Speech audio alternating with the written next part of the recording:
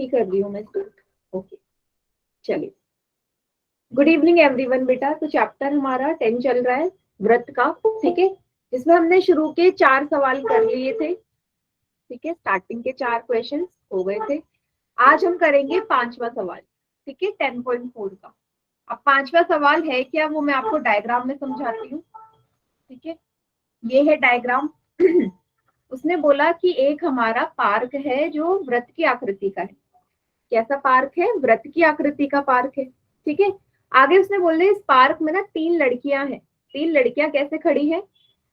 एक लड़की है रेशमा, एक है सलमा और तीसरी है मंदी। रेशमा, सलमा और मंदी, ठीक है, 3 लड़कियां खड़ी हैं, ठीक है। तीनों क्या कर रही है? यहाँ पे खेल रही है। क्या खेल रही? एक बॉल ली है उन्होंने, बॉल को एक दूसरे को पास कर रही है, ठीक है, बॉल फेंक रही है एक दूसरे को, ठीक है। आगे उसने सवाल में बोल दिया कि रेशमा से सलमा की दूरी और सलमा से मनदीप की दूरी ये ना बिल्कुल बराबर है। बराबर है कितनी देर की है? 6-6 सेंटीमीटर की दूरी पे खड़े हैं रेशमा और सलमा, और फिर सलमा के बाद मनदीप, ठीक है। आगे उसने बोल दिया है, आगे उसने बोला है कि इस सर्कुलर पार्क की जो त्रिज्या है वो 5 सेंटीमीटर है। तो त्रिज्या इसमें कितनी है? साफ देख रहे हो, आप लोग को दिख रहा है। ओ आर भी त्रिज्या है, ओ एम भी त्रिज्या है, ओ एक्स भी त्रिज्या है, तीनों ही त्रिज्याएं हैं। तो आप लिख दो ओ आर बराबर ओ एक्स बराबर ओ एम, और त्रिज्या का मान उसने दे दिया 5 सेंटीमीटर, ठीक है, 5 सेंटीमीटर की त्रिज्या है, ठीक है। आगे क्या बोला है उसने? उसने बोला है कि रेशमा से मनदीप के बीच की दूरी क्या होगी। देखो, रेशमा से सलमा की आपको पता है 6, सलमा से मनदीप की पता है, तो क्या रेशमा और मनदीप के बीच की दूरी पता है आपको? ये वाली, ये आपको नहीं पता ना, यही आपने निकालनी है कि रेशमा से मनदीप के बीच की दूरी कितनी है, ठीक है, ठीक है। ये क्वेश्चन है आपका पूरा। चलिए, अब इसको करेंगे कैसे, उसको देखते हैं। तो मैंने क्या किया, सबसे पहले ना ओ केंद्र से आर एस पे एक रेखा डाल दी जो एल बिंदु पे मिल रही है, ओ पॉइंट से, ठीक है, आर एस से। तो अगर आप आर एस को देखो, आर एस एक जीवा है ना, आर एस आप एक जीवा बोल सकते हो। तो आप क्या बोलोगे कि ओ एल हमारा जब भी किसी भी सेंटर से, किसी भी केंद्र से मैं किसी भी जीवा पे एक रेखा डालू तो उस जीवा पे वो लंब भी होती है और उस जीवा को 2 बराबर हिस्सों में तोड़ती भी है। 10.3 प्रमेय यही कहता है, ठीक है। लंब भी होगी, 90 डिग्री का कोण बनाएगी और उस जीवा को 2 बिल्कुल बराबर हिस्सों में तोड़ेगी, ठीक है। यहां से हम आर एल और एल एस का मान निकाल सकते हैं। देखो कैसे, टोटल आर एस की दूरी है, रेशमा से सलमा की दूरी 6 सेंटीमीटर दे रखी है ना आपको, और आपको पता है आपको ये पता है रेशमा से सलमा की जो दूरी है वो किससे मिलके बनी है? ये आर एल और एल एस को जोड़ दोगे तभी आएगी ना, R L plus L S, ये वाला और ये वाला मिलके ही तो टोटल आर एस बना रहे हैं। अब लिखो R L plus L S. तो टोटल रेशमा और सलमा के बीच की दूरी है 6 सेंटीमीटर। तो बेटा ये दोनों 3-3 होंगी ना, क्योंकि बराबर है तभी तो आप बोलोगे। यस, गुड इवनिंग बेटा। बराबर है तभी तो आप बोलोगे कि 3-3 है। क्लियर है इतना? 3-3 कैसे आया? Yes total ma'am. 6 और ये हो जाएगा 3 सेंटीमीटर। इतना मुझे पता चल गया। अब क्या करना है बेटा, ये लंब है, इसको ऐसे ड्रॉ कर दो। अब मैं क्या कर रही हूँ, मैं ना पाइथागोरस प्रमेय लगा रही हूँ। किसमें? इस छोटे त्रिभुज में, ये वाला, ठीक है, जो येलो कलर का मैंने बनाया। चलिए लगाते हैं पाइथागोरस प्रमेय। त्रिभुज लिख लो, कौन से त्रिभुज में लगा रहे हो? त्रिभुज ओ आर एल में, ओ आर एल में, येलो कलर का।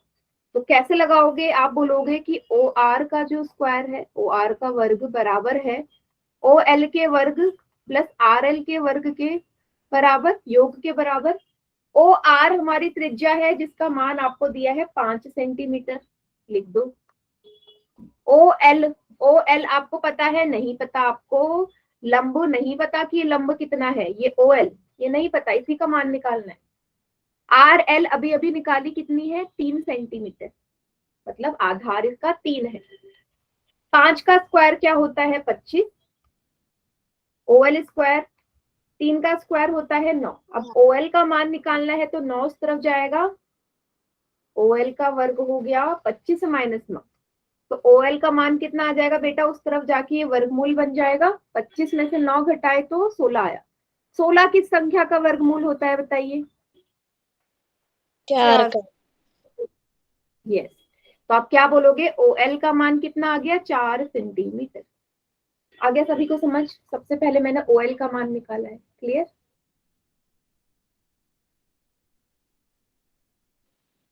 Yes ma'am. यहाँ तक अगर किसी को कोई डाउट है तो पूछ लो बेटा, बीच में कोई मत पूछना, जहां मैं बोल रही हूँ वहां तक पूछो। अभी मैंने इतना ही करवाया, यहाँ अगर कोई प्रॉब्लम है तो पूछो, क्योंकि सवाल बड़ा है, फिर आप बाद का पूछोगे फिर वो पॉसिबल नहीं है कि मैं बता पाऊँ। ठीक है, चलो इतना हिस्सा हो गया। अब मुझे क्या करना है, अब देखिएगा इस डायग्राम को ना मैं थोड़ा सा बड़ा कर रही हूँ, या बड़ा नहीं कर रही, मैं इसको ही अलग बना देती हूँ। इसको जो अंदर आपको नजर आ रहा है, OMRS, मैंने जो अंदर जो आकृति है ना उसको ऐसे ले लिया जिससे आपको समझ में आ जाए। ठीक है, अब देखिएगा ये O बिंदु है, ये R है, ये S है, ये M है। ठीक है, अच्छा यहाँ पे आप लोगों को क्या करना है, ये जो आकृति है ORSM, ये एक चतुर्भुज दिख रहा है सभी को। ORSM एक चतुर्भुज है। ठीक है, किस तरीके का चतुर्भुज है वो देखते, देखो OR और OM हमारी त्रिज्याएं हैं तो बराबर है, दोनों ही त्रिज्या बराबर है। आपको पता है रेशमा से सलमा की दूरी और सलमा से मनदीप की दूरी भी बराबर है ना? अच्छा, मुझे इस तरीके का चतुर्भुज बताओ जिसके जो आसन्न भुजाएं होती हैं वो बराबर होती हैं। क्या होता है ऐसे चतुर्भुज का नाम जिसकी आसन्न भुजाएं बराबर होती हैं? काइट, पतंग का डायग्राम देखा है, पतंग इसी तरीके से तो होती है कि उसकी आसन्न भुजाएं बराबर होती है, तो आप बोल सकते हो कि ORSM एक पतंग है। ठीक है, चतुर्भुज है, इसको हम पतंग बोलते हैं। ठीक है, काइट बोलते हैं। समझ में आ गया सभी को?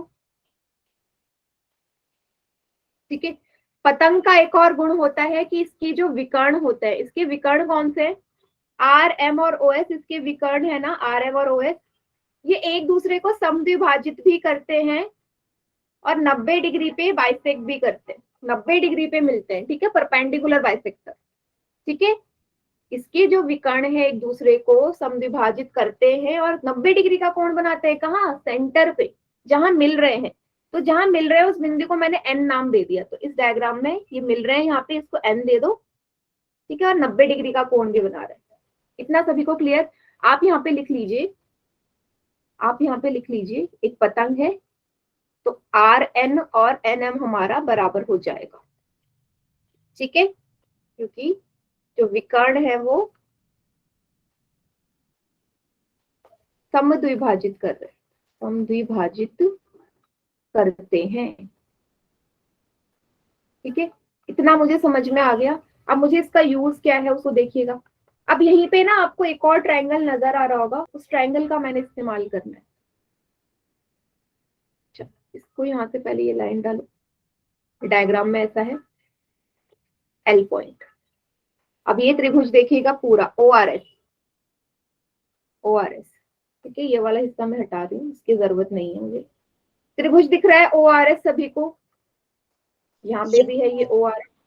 ठीक है, अब इस वाले में आपको क्या करना है, त्रिभुज के क्षेत्रफल का सूत्र क्या होता है सभी बताओ? त्रिभुज के क्षेत्रफल का सूत्र, एरिया ऑफ ट्रायंगल ORS का क्या होगा, हाफ गुणा आधार गुणा ऊंचाई होता है।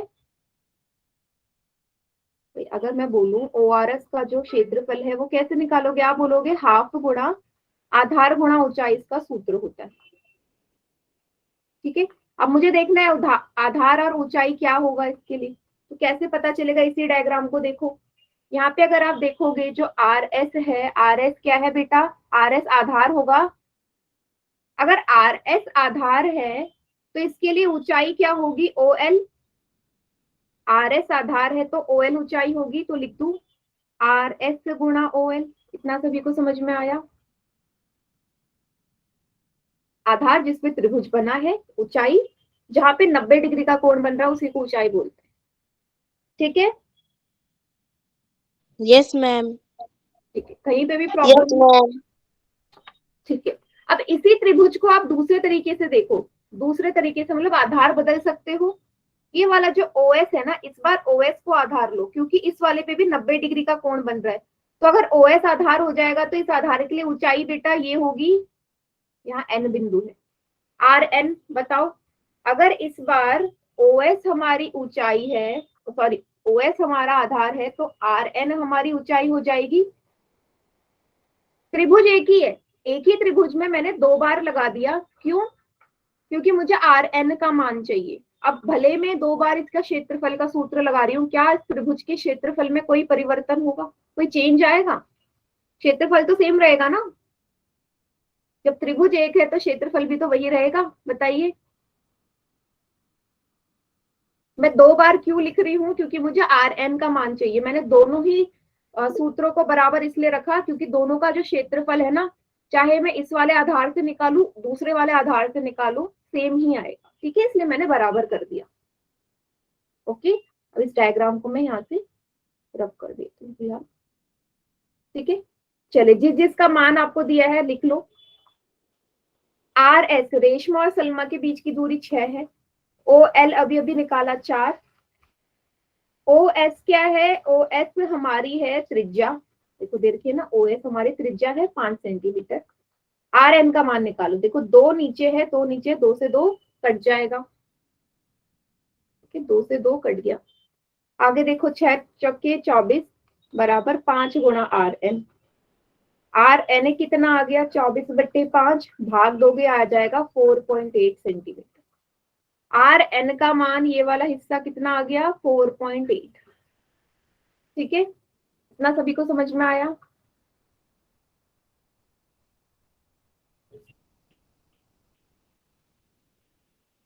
बताओ, clear? Yes ma'am. Yes, ma'am. चलिए, अब क्या करना है, मेरा क्वेश्चन हो गया सॉल्व। अभी अभी यहाँ पे आपने लिखा था ना कि RN और NM बराबर है, तो मुझे RM का मान चाहिए। RM किससे मिलके बना है? जब RN और NM को जोड़ दूं, R से N और N से M के बीच की दूरी टोटल RM बना रही है ना, तो आप लिख दो RN प्लस NM। RN कितना है?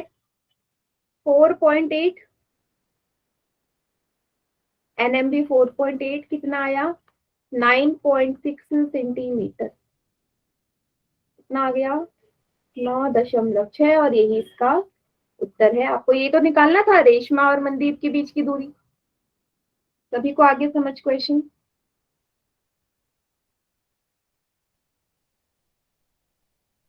Yes ma'am. इसको उतार लीजिए सभी बच्चे, फिर अगला सवाल करते हैं।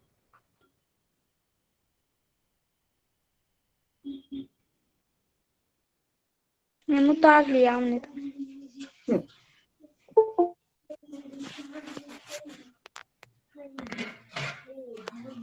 हम्म, है अल्लाह।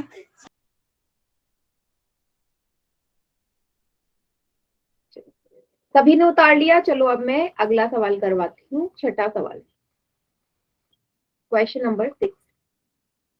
ठीक है, इसने क्या बोला है? 20 मीटर त्रिज्या का एक गोलाकार पार्क है एक कॉलोनी में। ठीक है, इसको भी मैं डायग्राम में समझाती हूँ। ये वो गोलाकार पार्क है, ठीक है, जिसकी त्रिज्या है 20 मीटर। अब इसने बोल दिया इस पार्क में भी 3 लड़के हैं। अंकुर, एक लड़का है अंकुर, दूसरा है सैयद, और तीसरा है डेविड। ठीक है, तीनों के हाथ में एक टॉय फोन है। टॉय फोन वाला यूज किया है कि धागा बांध के फिर उसमें आप बोलते हो, दूसरी तरफ आवाज जाती है, इस तरीके का। ठीक है, तो एक दूसरे के वो ये टॉय फोन का इस्तेमाल करके बात कर रहे हैं। ठीक है, तो ये आपसे बोला है, लेकिन जो तीनों है ना बराबर दूरी पे खड़े हैं एक दूसरे से। तीनों ही एक दूसरे से बराबर दूरी में खड़े हैं, मतलब AS AD और SD तीनों ही बराबर है। AS बराबर AD बराबर SD। ऐसा त्रिभुज जिसकी तीनों ही भुजाएं बराबर होती हैं, क्या कहते हैं उसे?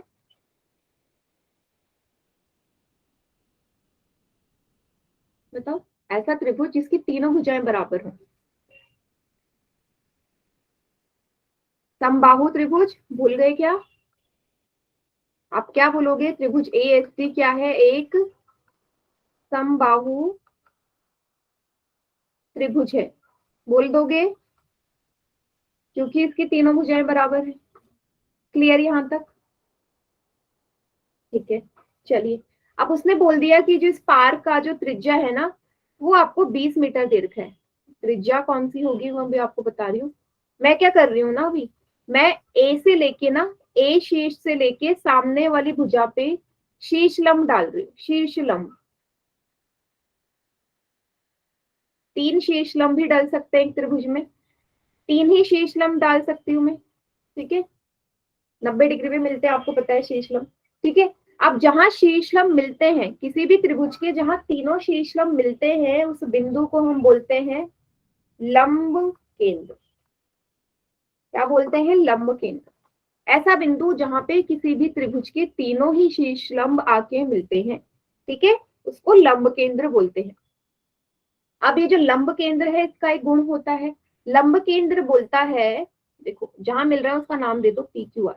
लंब केंद्र बोलता है, जैसे मैं AQ की बात कर रही हूँ, AQ की बात कर रही हूँ मैं, AQ शीर्ष लंब की, AQ में लंब केंद्र है O, तो ये O बोलेगा कि मैं इस AQ रेखा को ना 2.1 में तोड़ूंगा। मतलब OA और OQ, जो AQ है OA और OQ से मिलके बनी है, तो कैसे रेशियो में तोड़ेगा? 2.1 बराबर लिख दिया। अनुपात होगा इनके बीच का 2:1। ये गुण भी आपको याद करना पड़ेगा। क्या बोलता है लंब केंद्र? मैं किसी भी शीर्ष लंब या किसी भी, हाँ, शीर्ष लंब को, ठीक है, 2:1 में तोड़ता हूं। अब क्योंकि मैं AQ की बात कर रही हूँ, AQ बात कर रही हूँ मैं, A से लेके Q की, तो AQ किससे मिलके बना है? OA और OQ से, तो कितने में डिवाइड करेगा? 2:1। इतना सभी को समझ में आ गया? बताओ जल्दी से।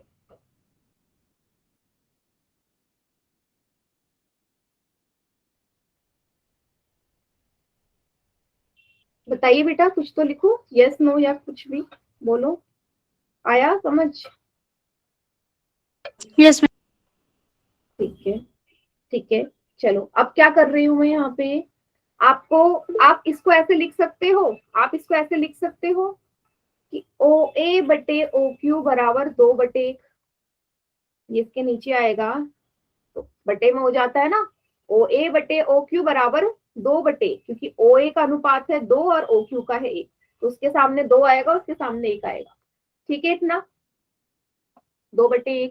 ठीक है, अब क्या मैम कर, ये तो क्या? मैम दोबारा से बताऊं क्यों आया? देखो मैं दोबारा बताती हूँ क्यों आया। देखो, आप कभी भी ऐसे लिखते हो ना, मैंने लिखा X/Y जो है वो 4:5 है, तो इसका मतलब ही ये होता है कि X/Y बराबर 4/5। ठीक है, इसको हम ऐसे लिखते हैं, तो उसको भी आपको वैसे ही लिखना है। ठीक है, आप इसको क्या लिखोगे? OA बटे OQ बराबर 2/1। ठीक है, अब देखो यहाँ पे आपको इसने बोला है क्वेश्चन में कि त्रिज्या कितनी है, इसकी त्रिज्या है 20 मीटर। त्रिज्या कौन कौन सी होंगी? OA, OS और OD, तीनों ही इसकी त्रिज्या है बेटा। देखो, केंद्र से S की दूरी, सैयद की दूरी, केंद्र से अंकुर की दूरी और केंद्र से डेविड की दूरी, तीनों ही त्रिज्या बना रही है। तो OA का मान आपको 20 मिल गया, पुट कर दो 20, OQ आप निकाल लोगे यहाँ से, क्रॉस मल्टीप्लाई कर दो, गुणा कर दो, नीचे वाले की ऊपर वाले से, ऐसे होती है। ठीक है, 20 को 1 से गुणा बराबर में 2 गुणा OQ। OQ का मान कितना आ जाएगा? 2 उस तरफ जाके भाग हो जाएगा, OQ कितना आ गया? 10 मीटर। कितना सभी को समझ में आया? OQ का मान मैंने यहां से निकाल लिया यस रेशियो से 10 मैम। मीटर। क्लियर?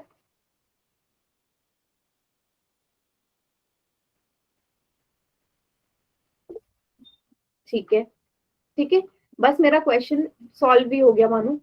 अब आपको क्या करना है ना, ये वाला जो आपको त्रिभुज दिख रहा है ना छोटा सा SOQ, SOQ ये येलो कलर का, इसमें पाइथागोरस प्रमेय लगा दो, पाइथागोरस, क्योंकि पाइथागोरस लगाते हैं ना आपको SQ का मान पता चल जाएगा। वो देखो कैसे, त्रिभुज SOQ में पाइथागोरस प्रमेय लगा रही हूँ मैं। OS का वर्ग, OS हमारा कर्ण है, SQ हमारा आधार है, और OQ हमारा क्या है, इसमें लंब है। OS हमारा क्या है, OS बेटा इसकी त्रिज्या है ना, जिसका मान है 20, लिख दो। SQ आपको नहीं पता, ये मुझे निकालना है। OQ कितना है, 10 मीटर, 10 का स्क्वायर, 20 का वर्ग होता है 400, SQ का स्क्वायर 10 का वर्ग होता है 100। 100 को उस तरफ ले जाओगे घट जाएगा 400 में से, 400 में से 100 जाएंगे 300। अच्छा, SQ का स्क्वायर उस तरफ जाएगा, वर्गमूल होगा, SQ बराबर कितना आ गया, 300 का वर्गमूल। अब 300 का वर्गमूल तो आपको पता नहीं है, आप 300 को 3 गुणा 100 लिख सकते हो, 300 मतलब 3 गुणा 100 लिख सकते हैं ना, ठीक है। अच्छा, आगे आप इसको ऐसे भी लिख सकते हो, √3 वर्गमूल 3 गुणा वर्गमूल 100, मैंने तोड़ लिया उसको, वर्गमूल 3 गुणा वर्गमूल 100। 100 किस संख्या का वर्गमूल होता है, 10 का, 100 वर्गमूल होता है 10 का। 3 आपको पता है, रूट वर्गमूल 3 किसी का नहीं होता, तो ये ऐसे ही रहेगा। उत्तर क्या आ गया, 10 वर्गमूल 3 मीटर किसकी लंबाई आ गई, किसके बीच की दूरी, S से लेके Q के बीच की दूरी ये आ गई 10√3। मुझे क्या करना है, देखो क्वेश्चन में आपसे बोला है ना कि तीनों ही दोस्तों के बीच की दूरी जो है समान है, तो अगर मुझे सैयद से डेविड के बीच की दूरी मिल गई तो वही तो सैयद और अंकुर के बीच की दूरी होगी, और वही हमारी अंकुर और डेविड के बीच की दूरी होगी, क्योंकि तीनों ही बराबर है। तो मैं सैयद से डेविड के बीच की दूरी निकाल रही हूँ, SQ तो मुझे मिल गया। देखो SD जो है, सैयद से डेविड के बीच की दूरी SD मीन, ये किससे मिलके बनी है, SQ और QD से, SQ और QD से। अब देखो SQ तो मुझे मिल गया, QD कैसे पता चलेगा, वो ऐसे पता चलेगा डायरेक्ट। देखो OQ क्या है बेटा, सेंटर से, केंद्र से, जब मैंने SD को अगर मैं क्या मान लू, एक जीवा मान लू, तो उस जीवा को 2 बराबर हिस्सों में तोड़ेगा नहीं, तोड़ेगा या नहीं, 10.3 प्रमेय।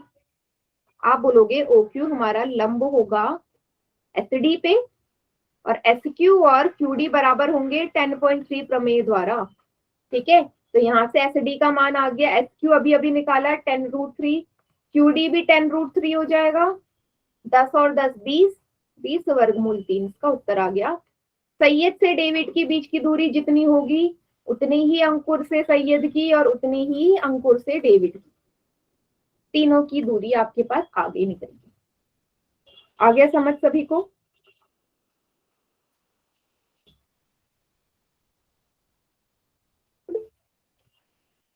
शायद स्कूल में किसी और तरीके से करवाया हो, मुझे नहीं पता, बट मुझे ये तरीका ज्यादा सही लगता है, क्योंकि इसमें टाइम नहीं लगता उतना।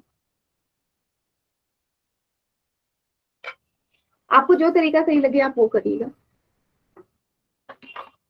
उतार लीजिए इसे।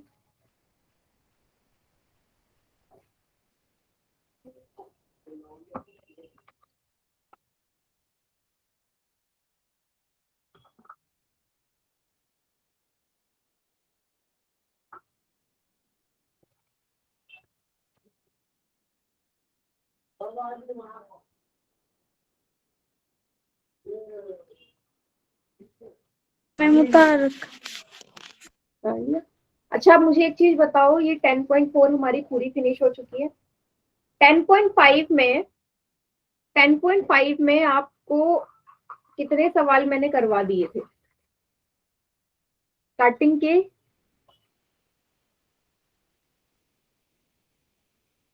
कुछ क्वेश्चंस को मैंने करवाए थे जिसमें आपको 10.8 प्रमेय द्वारा सवाल थे। पहला, तीसरा और चौथा मैंने करवा दिया था, पहला, तीसरा और चौथा। Yes ma'am. दूसरा। ठीक है, दूसरा नहीं करवाया था मैंने, दूसरा नहीं करवाया था। चलो आज दूसरा सवाल करते हैं, ठीक है। चलिए, क्वेश्चन क्या यस मैम। कहता है उसको पढ़ लेते।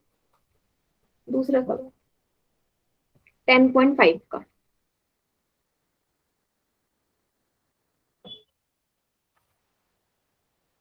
देखो आपसे बोला है किसी वृत्त की एक जीवा ठीक है, पहले तो मुझे एक वृत्त बनाना है, चलो एक वृत्त बना लेते हैं।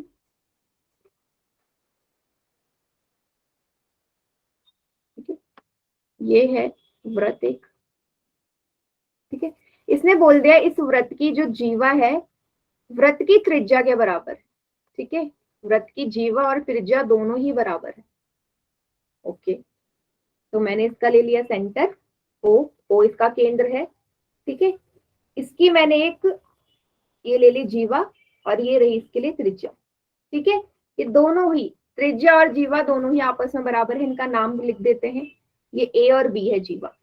आगे बोल दिया जीवा द्वारा लघु चाप के किसी बिंदु पर अंतरित कोण ज्ञात करना है। ठीक है, जीवा द्वारा लघु चाप मतलब ये छोटा वाला, तो ये जो जीवा है इस लघु चाप, ये तो लघु है ना, ए से लेके बी लघु है और ये वाला दीर्घ है, तो लघु चाप पे जो कोण बन रहा है कैसे बनेगा, इनको जोड़ दो, ये होगा कोण। ठीक है, यही कोण है जो लघु चाप द्वारा बन रहा है। इस कोण का नाम हम डाल देते हैं यहाँ पे डी, मतलब आपको ये वाला कोण निकालना है एडीबी। साथ में आपको दीर्घ चाप पे एक जो अंतरित कोण ज्ञात कर, दीर्घ चाप के किसी बिंदु पर भी अंतरित कोण ज्ञात कीजिए। दीर्घ चाप कौन सा है, ये यहाँ पे भी एक कोण बन रहा है मान लो ये, और इस बिंदु का नाम है ई, या सी ने दिया ना, सी मान लो, ये वाला कोण भी निकालना है। सभी को डायग्राम समझ में आ गया?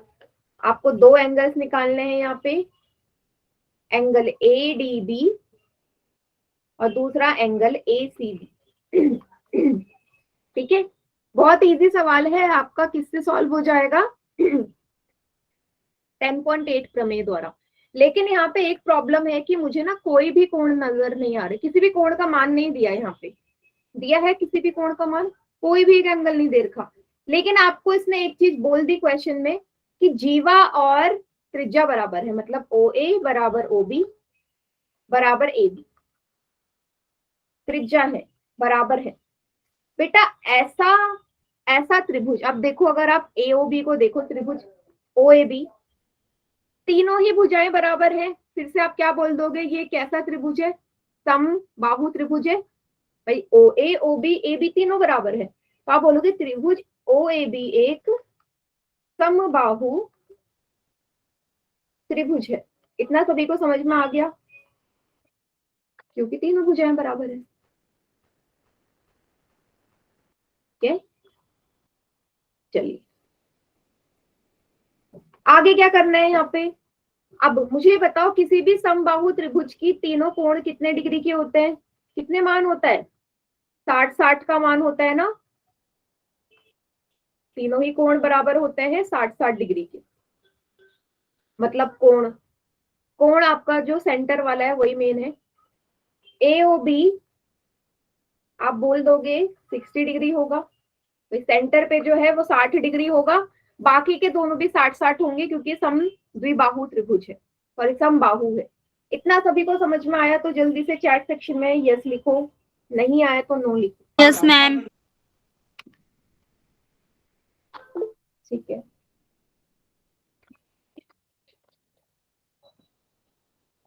चलिए फिर आगे मुझे क्या करना है, वैल्यू निकालनी है डी और सी वाले कोण की। अब 10.8 प्रमेय को याद करो।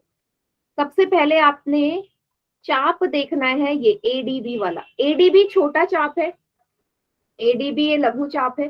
बेटा इसके द्वारा केंद्र में जो कोण बन रहा होगा वो ये वाला होगा, ये वाला होगा या ये वाला होगा, जल्दी बताओ।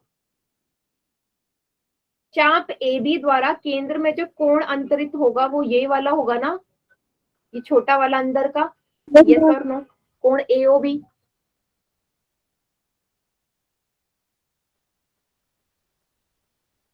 होगा, ठीक है। तो जो एसीबी कोण होगा, आप यहां से ये बोल सकते हो जो कोण एओबी है वो दुगना हो जाएगा कोण एसीबी के। यही तो 10.8 प्रमेय कहता है कि सेंटर पे जो चाप हमारा कोण अंतरित कर रहा है वो त्रिभुज, वो सर्कल के किसी और भाग में बने कोण के दुगना होता है। तो मैंने आपको बोला था कैसे पहचानते हैं, ये चाप है एडीबी, इसके तीनों एक ही लाइन में होने चाहिए, ऑपोजिट में एक ही लाइन में। तो आपको पता चल गया यहाँ से कौन सा कोण है। तो AOB का मान 60 डिग्री है बेटा, अभी निकाला। तो यहाँ से ACB आ जाएगा 60/2। कोण ACB कितना आ गया 30 डिग्री। ये वाला एंगल आ गया 30 डिग्री। पहला पार्ट तो हो गया 30 डिग्री। सभी को इतना समझ में आ गया क्वेश्चन?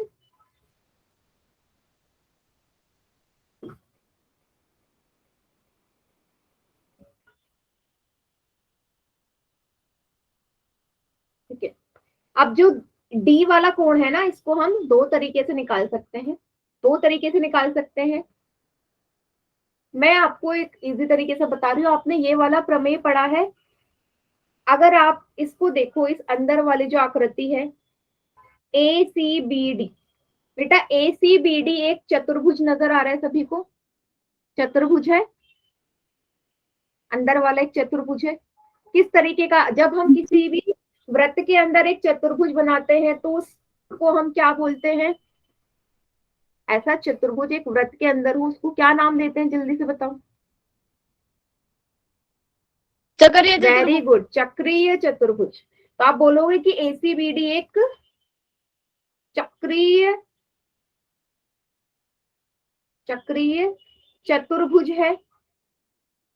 ठीक है। और चक्रीय चतुर्भुज का एक और प्रॉपर्टी होता है कि उसके जो सम्मुख कोण है उनका योग 180 के बराबर है। कोण C और D आपस में सम्मुख है ना, ऑपोजिट है एक दूसरे के, आमने सामने सम्मुख कोण है। तो आप बोल दोगे कि कोण ACB प्लस कोण ADB का मान 180 डिग्री है। ठीक है, 80 डिग्री है, 180 डिग्री है। क्यों? सम्मुख कोण किसी भी चक्रीय चतुर्भुज के 180 का योग देते हैं। ठीक है, सम्मुख कोण है ये चक्रीय चतुर्भुज की। ठीक है इतना? चलिए, बस आपका आंसर आ गया। ACB अभी अभी निकला आपका 30 डिग्री। यहां से ADB कैसे निकलेगा? 180 में से 30 को घटा दो, कितना आ गया? 150 डिग्री। तो ये वाला आ गया 150 डिग्री। दोनों कोण आ गए। सभी को समझ में आ गया ये वाला सवाल? यही दो Yes, कोण ma'am. निकालने हैं।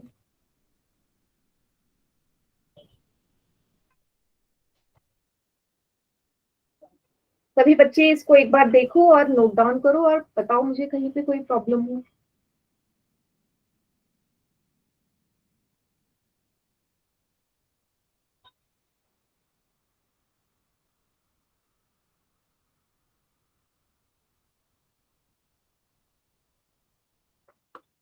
हो गया?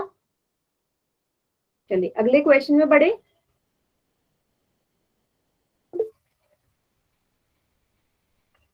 ठीक है, चौथा सवाल हमने कर लिया था, पांचवे वाले में आते हैं। ठीक है, पांचवा सवाल ये है, इसकी आकृति ये दे रखी है आपको। आपसे क्या बोला है सवाल में? ठीक है, आपसे बोल दिया कोण BEC बराबर है 130 डिग्री, ये वाला। ठीक है, और कोण ECD है 20 डिग्री, ये वाला। आपको BAC निकालना है। BAC कैसे निकलेगा पहले डायग्राम में देखते हैं किस हिसाब से निकल सकता है। तो मैं आपको दो त्रिभुज यहाँ पे नजर आ रहे होंगे, दिखा देती हूँ। त्रिभुज BAC और दूसरा त्रिभुज है BDC। आपने 10.9 प्रमेय पढ़ा होगा, वो बोलता है कि एक ही वृत्तखंड में बने हुए कोण हमेशा बराबर होते हैं। एक ही वृत्तखंड में बने हुए कोण हमेशा बराबर होते हैं ना, मतलब ये वाला A और D हमेशा बराबर होगा। कोण BAC बराबर होगा कोण BDC के, क्योंकि दोनों ही एक ही वृत्तखंड में बने हुए हैं। ठीक है, स्क्रीन नहीं आ रही है बेटा? मैंने देखा नहीं मैसेज। अभी स्क्रीन आ रही है समीक्षा? आ गई स्क्रीन? जल्दी से बताओ, नहीं तो मैं शेयर करती हूँ। चलो एक बार मैं दोबारा शेयर कर देती हूँ। मुझे तो स्क्रीन दिख रही है। हाँ, आपको दिख रही होगी बेटा, किसी किसी को नहीं दिखती ना। मैम अब गई। हाँ मैं दोबारा शेयर कर रही हूँ, रुको, आ जाएगी। दिख गई है सभी को? आ गई मैम। ठीक है, चलिए मैं कहाँ पे थी, मैंने बोला कि एक ही वृत्तखंड में बने हुए कोण हमेशा बराबर होते हैं। ठीक है, चलिए अगर आप क्वेश्चन को ध्यान से देखोगे तो आपको ये वाला कोण चाहिए ना, इसका मान तो बेटा किसी हाल में नहीं निकल सकता। कैसे नहीं निकल सकता? अगर आप इस त्रिभुज को देखो, इसी में कोण बीएसी आ रहा है। अब इस त्रिभुज में आपको एक भी कोण नहीं पता, ना ये वाला पता, ना ये वाला पता, तीनों ही नहीं पता, तो कैसे निकालोगे? कम से कम दो कोण पता होंगे तभी तो तीसरा निकलता है। मतलब इस त्रिभुज से मेरा काम नहीं चलेगा। ठीक है, अब मैं क्या देख रही हूँ, इस वाले से भी काम नहीं चलेगा, बीडीसी बीस से भी नहीं, तो मैंने एक और छोटा त्रिभुज यहाँ पे देखा, ये वाला, ये वाला। ठीक है, ये वाला त्रिभुज। अगर आप यहाँ पे ध्यान से देखोगे, ये जो बाहर ई है ये हमारा बहिष्कोण है। कोण कोण बीई सी हमारा बहिष्कोण है ना। बहिष्कोण गुण क्या कहता है कि जो बहिष्कोण है वो अंदर के दो सम्मुख कोणों के योग के बराबर होता है। पढ़ चुके हो, हमने पहले भी पढ़ा हुआ है कि बाहर का जो कोण होगा वो अंदर के सम्मुख दो कोणों के योग के बराबर होगा। मतलब ईडीसी प्लस कोण ईसीडी। आप लगा दोगे, यहाँ पे लिख दो, यहाँ पे लिख दीजिए बहिष्कोण गुण। याद आया सभी को? ठीक है, यहां से मेरा क्या फायदा होगा, मुझे कोण डी का मान मिल जाएगा। अगर मुझे डी पता चल गया तो डी और ए तो वैसे ही बराबर है ना, इसलिए मैंने लगाया ये 130 डिग्री। ईडीसी मुझे निकालना है, ईसीडी आपको 20 डिग्री दे रखा है, तो कोण ईडीसी कितना आ गया, 130 में से क्या घटा देती हूँ, 20 डिग्री। ईडीसी बराबर 110 डिग्री। बेटा ये आ गया 110 डिग्री। अगर कोण ईडीसी बोलूं, कोण ईडीसी और कोण बीडीसी बराबर ही है, क्योंकि मैं डी की बात कर रही हूँ ना, तो भले मैं ईडीसी लूं या बीडीसी लूं, तो बात तो मैं डी वाले की कर रही हूँ। ठीक है, तो आप बोल दोगे कोण बीडीसी बराबर हो जाएगा कोण बीएसी के 110 डिग्री प्रमेय 10.9। एक ही वृत्तखंड में बने हुए कोण हमेशा बराबर होते हैं। समझ में आ गया सभी को? एक बार देख लीजिए इसे फिर से।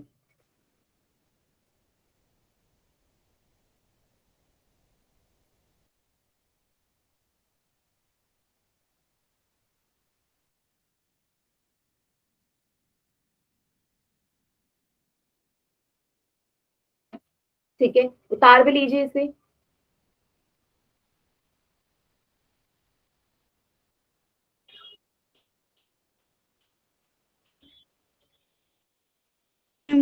कर ठीक है, हो गया। चलिए फिर यस मैम। अगले सवाल में बढ़ते हैं। ठीक है, छठा सवाल। छठे का आपको डायग्राम नहीं दिया है, पर हम चलिए बनाते हैं। एबीसीडी चक्रीय चतुर्भुज है। चलिए, एक सर्कल है, उसके अंदर एक चतुर्भुज है। तो चतुर्भुज हम कोई भी आकृति का बना सकते हैं, फर्क नहीं पड़ता। ठीक है,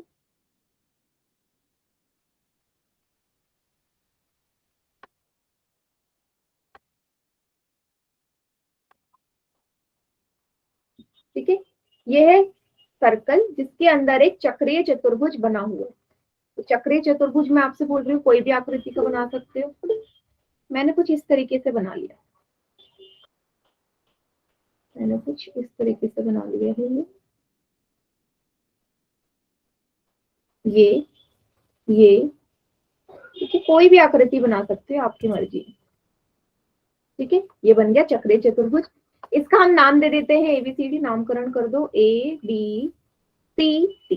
ठीक है, आगे क्या बोल रखा है, जिसके विकर्ण भी है, तो इसके दो विकर्ण है बीडी और एसी। इसने बोल दिया है किस बिंदु पे मिल रहे हैं, ई पे प्रतिच्छेद कर रहे हैं, तो ये वाला ई है। ठीक है, आगे बोल दिया डीबीसी, डीबीसी ये छोटा सा, ये है आपका 70 डिग्री।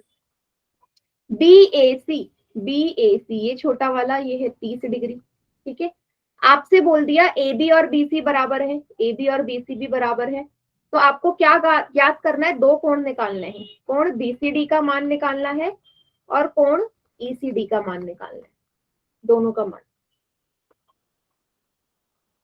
ठीक है, चलिए अब कैसे करेंगे इसको देखते हैं। बीसीडी आ रहा है आपका, एक तो ये वाला निकालना है, बड़ा वाला बीसीडी, और ईसीडी कौन सा है, ईसीडी ये छोटा वाला।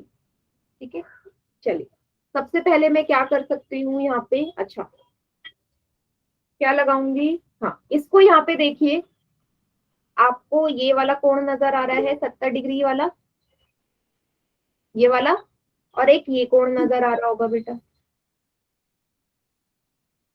है ना, ये वाला नीले रंग से Yes, दर्शाया है, ये वाला और ये 70 वाला। बेटा ये दोनों कोण बराबर होंगे, आप ये बोलोगे ना कि कोण सीबीडी और सीएडी दोनों ही बराबर हैं। कैसे, अभी दिखाते हैं।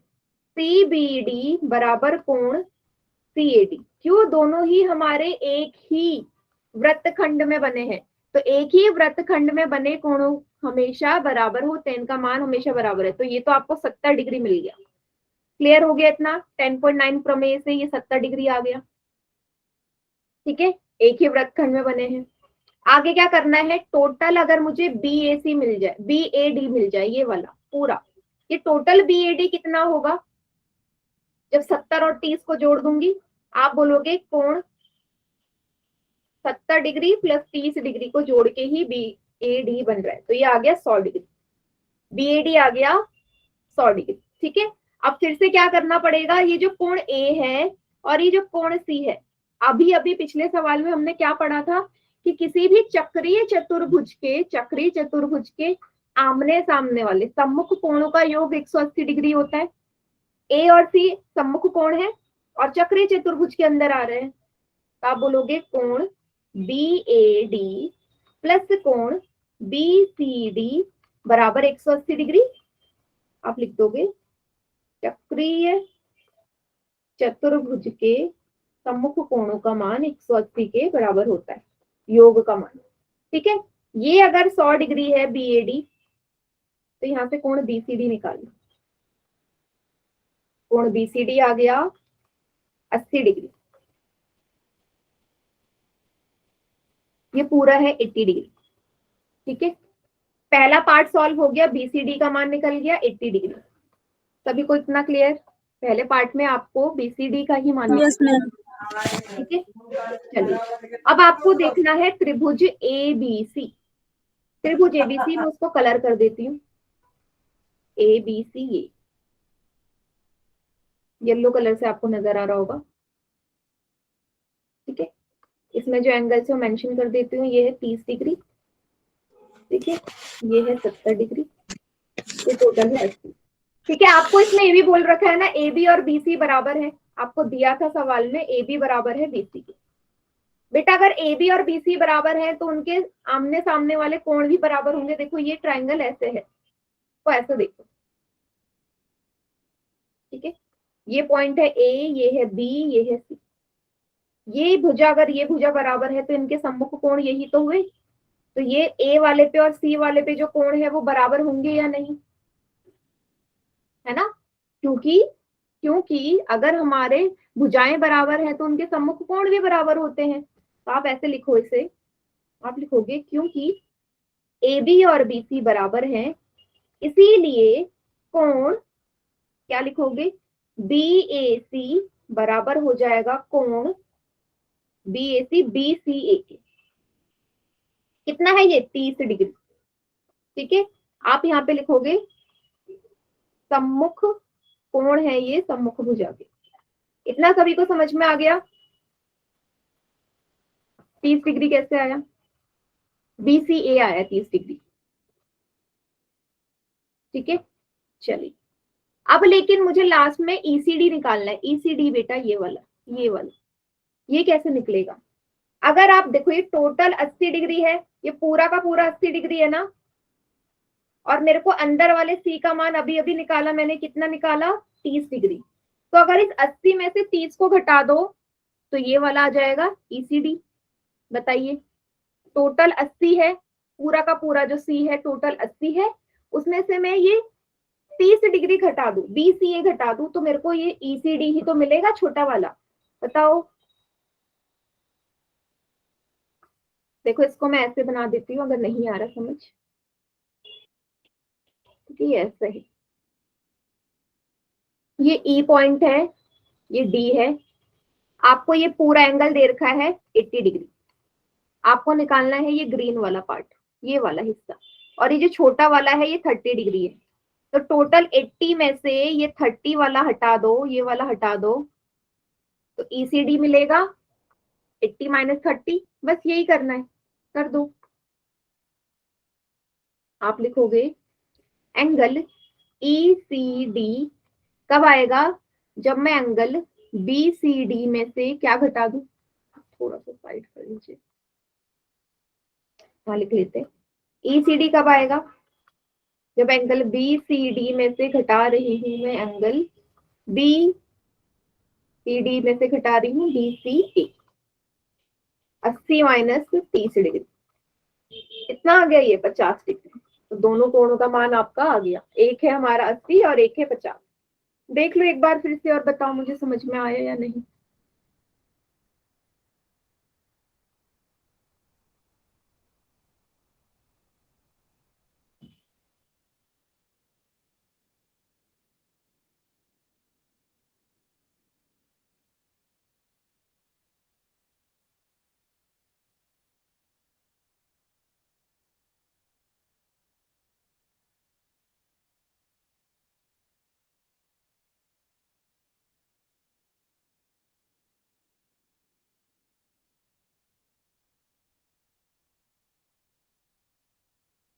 क्लियर?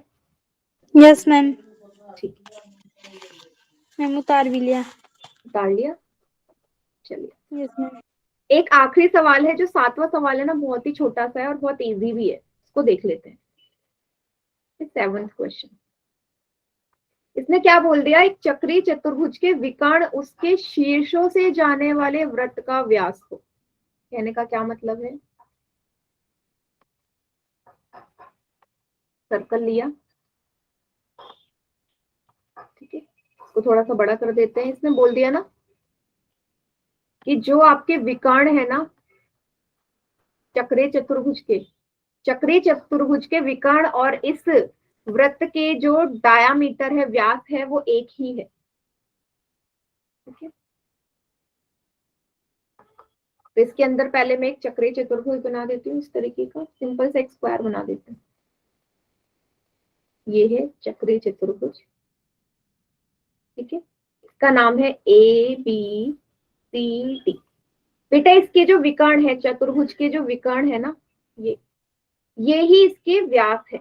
मतलब कि ये पक्का इसके विकर्ण कहाँ से होते हुए जा रहे होंगे, केंद्र से होते हुए जा रहे होंगे, तभी आप बोल सकते हो ना कि जो विकर्ण है और जो व्यास है वो दोनों ही एक है, ठीक है। आपसे बोला है कि मुझे ये दर्शाना है कि ये एक रेक्टेंगल है, क्या दर्शाना है, सिद्ध क्या करना है कि ABCD एक आयत है। आयत है कैसे प्रूव करो, अगर आप ये चारों कोण 90-90 के दर्शा दो तो आप बोल दोगे ना कि आयत है ना, कोण 90 के कर दो तो आप डायरेक्ट बोल दोगे कि आयत है, ठीक है। बहुत ही एक लाइन में हो जाएगा ये आंसर, ठीक है। अब आपको ये पता है कि किसी भी अर्धवृत्त के अंदर जो कोण बनते हैं वो हमेशा बराबर होते हैं, अर्धवृत्त के कोण हमेशा बराबर होते हैं। और आपको ये भी पता है कि अगर ABCD हमारा एक चतुर्भुज है अंदर, तो इसके चारों कोणों का योग भी बराबर होगा 360 डिग्री, सॉरी चारों कोणों का योग 360 के बराबर होगा ना, किसी भी चतुर्भुज के चारों कोणों का योग 360 होता है, ठीक है। और आपको ये भी पता है किसी भी अर्धवृत्त के अंदर जो हमारे कोण होते हैं वो हमेशा क्या होंगे, आपस में बराबर होंगे ना। तो अगर सारे कोण आपस में बराबर हैं तो बेटा सारे कोण 90-90 के होंगे, तभी तो 360 बनेगा। बराबर होने के लिए चारों को 90 होना पड़ेगा, बताइए, होना पड़ेगा। तो यहां से मेरा डायरेक्ट प्रूफ हो गया। प्रमेय लगा दो कि अर्धवृत्त के सभी कोण हमेशा बराबर होते हैं, कैसे लिखोगे इसको? देखो मैंने एक्सप्लेन कर दिया कि कैसे आएगा। आप लिख दीजिए अर्ध वृत्त के कोण बराबर होते हैं। ठीक है, बराबर होते हैं। तो आप यहाँ से क्या बोलोगे? कोण ए बी सी बराबर है कोण बी सी डी बराबर है कोण सी डी ए बराबर है कोण डी ए बी के।